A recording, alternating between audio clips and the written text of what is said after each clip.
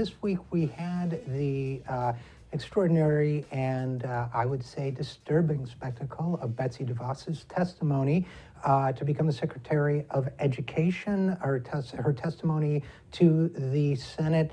Now, in this segment, we're not going to go into some of the vagaries or peculiarities of Betsy DeVos and her biography, but rather to talk a little bit about her educational ideology. She is a very, very strong proponent of school vouchers and something that its advocates call school choice. I don't believe that's the correct term, but it is a term that they use. Our next guests have written a piece about an experiment in the kind of system Betsy DeVos wants to set up, and the experience of that experiment. Jenny Pribble is an associate professor of political science and international studies at the University of Richmond. Jennifer Erkulwater is also associate professor of political science at the University of Richmond. She's written extensively on U.S. social welfare, politics, and policy, and they published a piece in the Washington Post that was entitled, "Betsy DeVos Wants School Choice. Chile tried that already." So first of all, both of you, thanks for coming on the program. Thank you. So your piece talks about the fact that under the dictator, General Pinochet, Chile actually put in a school voucher program many years ago, I believe in the 1970s. And so they have a long, long experience with the kind of scheme that or program that Betsy DeVos wants to set up for the United States. Is that correct?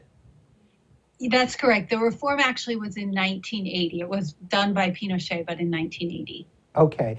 So it was established in 1980. So we have, nearly 37 years of experience. Now, just briefly, you went into this in great detail, but talking about the scheme itself briefly, the idea is everyone gets a voucher worth a certain amount of money, and they can spend it more or less wherever they want?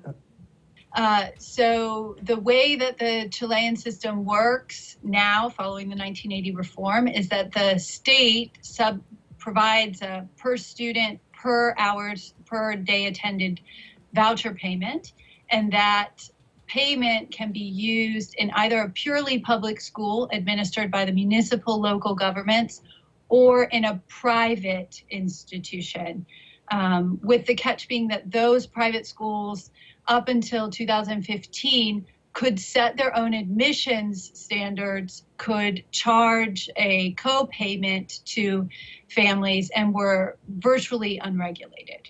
So, but that sounds a lot like the system that Betsy DeVos wants. I mean, listening to her testimony this week, it seems that she's very vague on the idea of how much regulation or minimum requirements she wants out of these schools. It sounds very similar to her system. The schools might be religious, they might have different orientations or what have you. But is it fair to say that appears to resemble the kind of program Betsy DeVos would seek for American schools? So I'll answer first and then let Jen take over on the U.S. front. Part of the reason that we thought this comparison was a really interesting comparison was precisely for that reason. If we look at the neoliberal economists who designed the Pinochet reform, famously known as the Chicago Boys in the school of Milton Friedman, they had a very pure ideological vision about the role of the market in education, one that we thought mirrored sort of DeVos's ideology or perception of the role of the market in education as well. So we thought it was a useful comparison for that purpose. I think. Oh, go ahead, please. Yes, of course. Sorry. So, and I would say on the U.S. front, conservatives like the idea of school choice because it's a free market reform, and the idea behind the free market is you just let the market decide. And so the more regulated it is, the less free of a market it would be. Later on, the civil rights argument, which is that we could provide opportunity for low income and minority children, that came later as a way of building coalitions to support vouchers and other forms of school choice.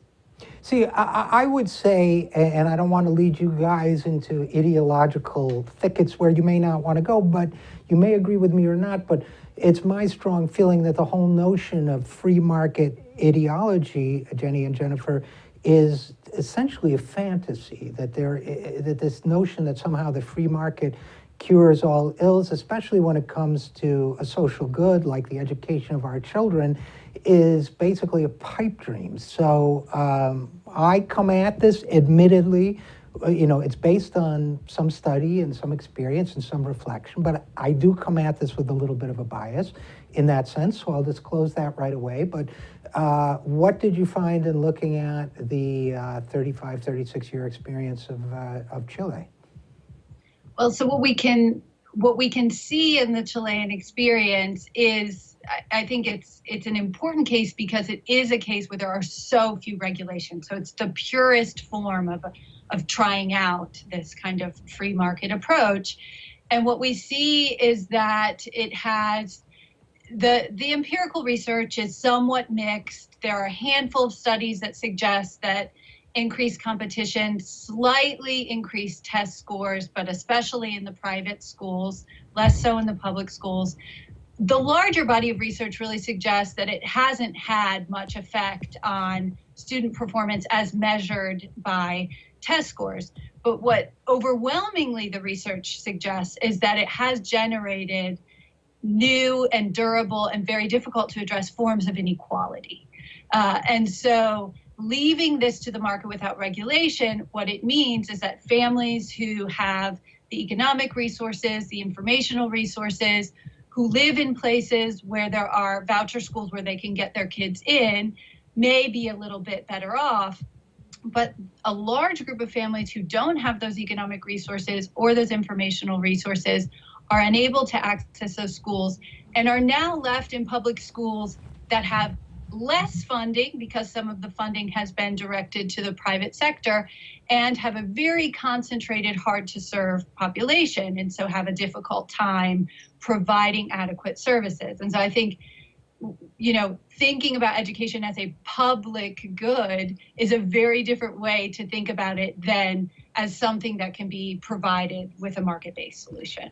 And I think it's even fair to say, but correct me if you think I'm wrong, certainly in looking at the US studies, which I've done, many of them, a number of them, the ones that appear to show some sort of better outcome through competition, in virtually all of the cases I've looked at, if you press a little harder on the data, what you really find is a kind of self-selection process where the schools either through some form of admission screening, which is allowed in Chile, not in this country in most cases, or through some form of forcing children out who are underperforming, actually there's a selection process and perhaps a self-selection too in terms of who's in a position to pay the extra money that may account for the appearance of a slightly better performance on the part of those schools. Do you think that may also be true of Chile as well?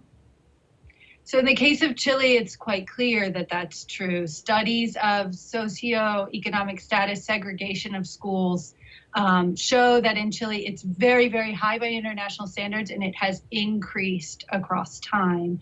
So we see that clearly there are class differences with regard to what kind of school children end up in, and those subsidized private schools or the voucher schools tend to siphon off higher class kids whose parents are perhaps more engaged and who are more predisposed to be easier to educate. And so it generates those kinds of inequalities. I think that is a fair statement, yes. And again, we're talking with Jenny Pribble and Jennifer Erkulwater of the University of Richmond. Anything else strike you as important from the Chile findings from the digging you did there? So I think one thing that's important when we talk about the idealized free market is we often don't think about all the elements that go into choice. And so to have equally feasible options, you need to have transportation to a place. The place needs to exist. In many rural settings in Chile, no private actors are interested in opening up a private school. So there aren't private alternatives there.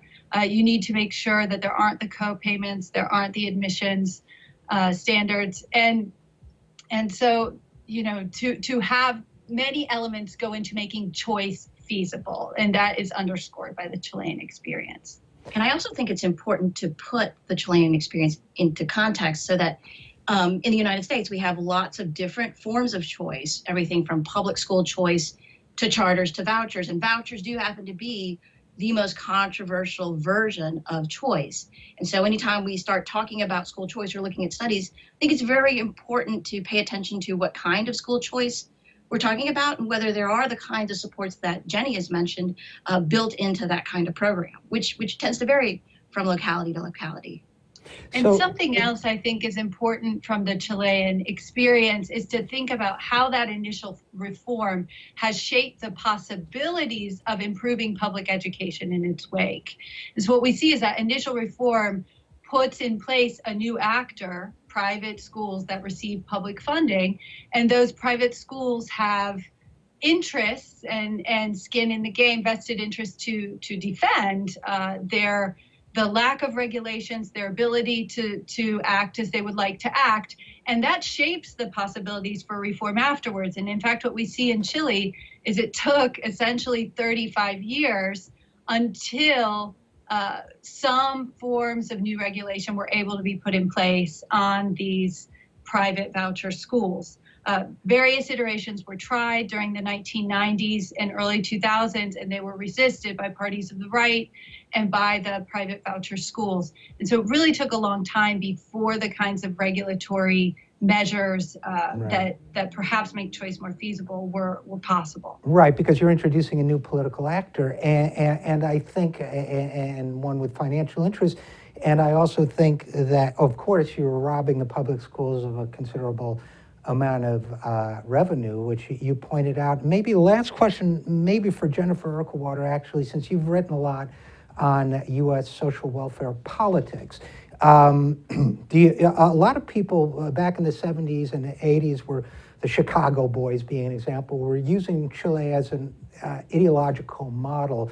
Do you feel that the Chile experience can be used to counteract this form of free market ideology that we're going to see very heavily in the next coming years? Do you think this is a useful model to promote in the coming political debates about this type of topic, and especially education?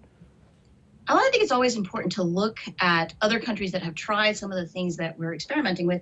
Chile is one example, but Jenny and I have talked about before our interview, Sweden also has a form of school choice with vouchers. It's a different kind of country in the United States than the United States, as Chile is, but in some ways the degree of economic stratification that we have in the United States closely resembles more Chile than Sweden. And so that impacts what parents bring to bear when they're making choices for their children. So I think that is, we're thinking not just about Chile, but how other countries that have school choice, how do they do it? How do they make it work? And I think the important thing to underscore is that these choice programs look different and work different from context to context, depending on what the parents have in terms of bringing to the table when they're making choices for their children. Well, and I think that's very important, and I also think I just personally happen to be of the view that public schools are a force for great social good, and so I'm a defender of public schools. I'm a product of public schools largely, and a defender of public schools. But anyway, very, very interesting piece that you guys wrote in the Washington Post. Again, it's in the monkey cage. It's called Betsy DeVos Wants School Choice. Chile tried that already. So Jenny Pribble and Jennifer Erkulwater, thanks for writing that, and thanks for coming on the program. Thank you.